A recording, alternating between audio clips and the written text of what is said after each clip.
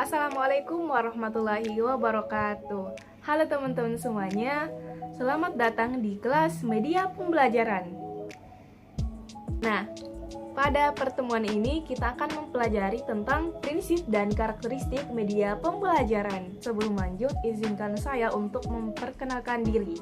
Saya Maulida Sri Insani dengan NIM 210606501025 dari Prodi Pendidikan Administrasi Perkantoran, Fakultas Ilmu Sosial dan Hukum Universitas Negeri Makassar.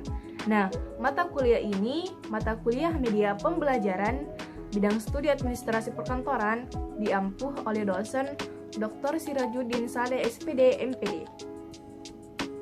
Apa itu media pembelajaran?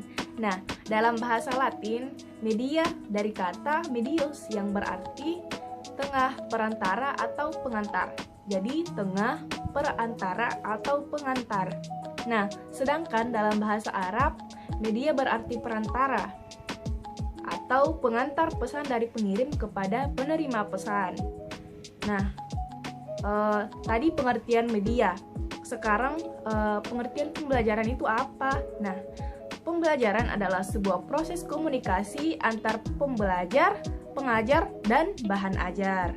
Setelah mengetahui apa itu media dan apa itu pembelajaran, dapat disimpulkan bahwa media pembelajaran adalah segala sesuatu yang dipergunakan untuk menyalurkan pesan atau informasi antar dua pihak sebagai proses interaksi belajar yang terencana, tersusun, dan terarah untuk mengerti dan memahami sesuatu agar menjadi lebih jelas. Nah, adapun prinsip media pembelajaran. Prinsip yang pertama yaitu media yang akan digunakan oleh guru harus sesuai dengan tujuan pembelajaran. Prinsip yang kedua, media pembelajaran harus sesuai dengan minat, kebutuhan, dan kondisi siswa.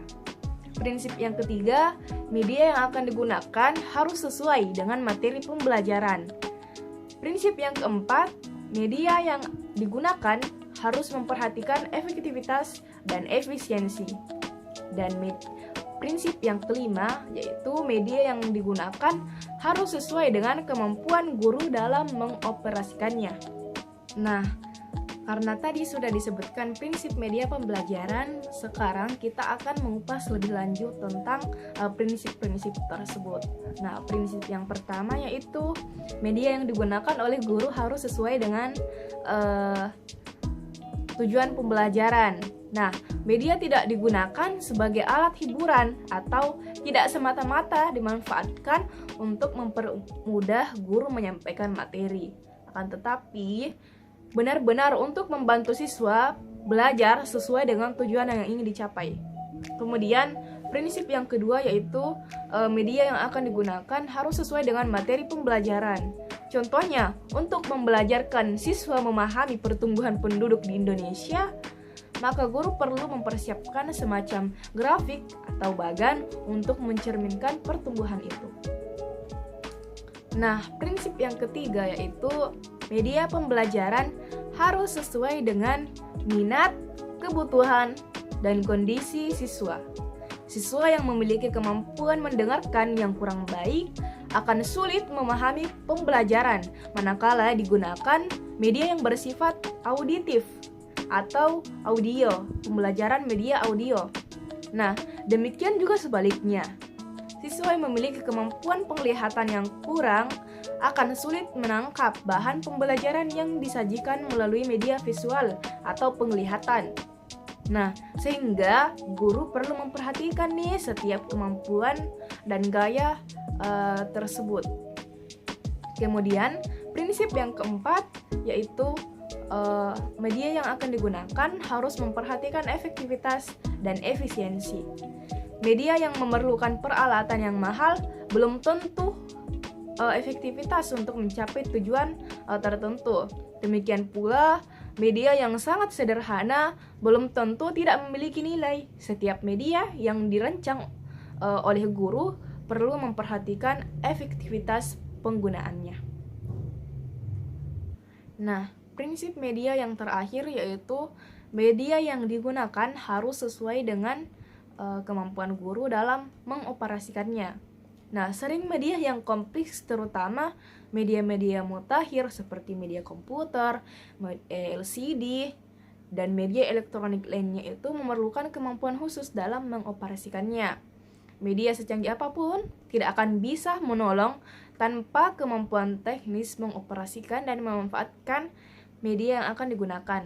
Hal ini perlu ditekankan, sebab sering guru melakukan kesalahan-kesalahan yang prinsip dalam penggunaan media pembelajaran yang pada akhirnya penggunaan media bukan menambah kemudahan siswa belajar, malah sebaliknya mempersulit siswa. Jadi kita sebagai calon guru harus memperhatikan atau harus mengetahui cara mengoperasikan media yang akan kita gunakan.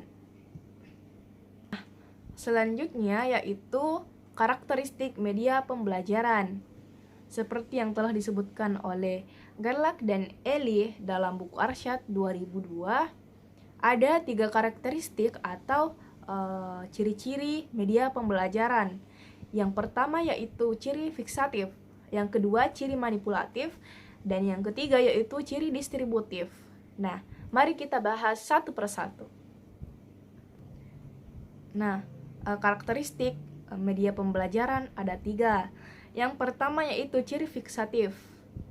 Ciri fiksatif itu menggambarkan kemampuan media untuk merekam, menyimpan, melestarikan, dan merekonstruksikan suatu peristiwa atau objek. Kemudian ciri yang kedua yaitu ciri manipulatif, yaitu kemampuan media untuk mentransformasikan suatu objek, kejadian, atau proses dalam mengatasi masalah ruang dan waktu. Nah, sebagai contoh, proses larva menjadi kepompong dan kemudian menjadi kupu-kupu dapat disajikan dengan waktu yang lebih singkat atau dipercepat dengan teknik time-lapse recording.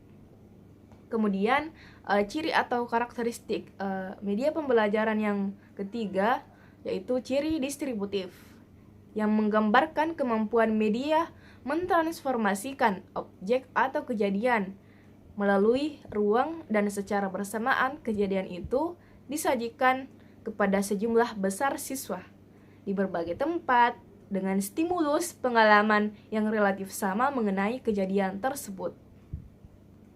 Nah, adapun karakteristik beberapa jenis media yang lazim dipakai di Indonesia. Yang pertama yaitu media grafis. Nah, karakteristik dari media grafis ini itu bersifat konkret atau istilahnya bisa lebih memperjelas dalam penjelasan ilustrasi atau foto.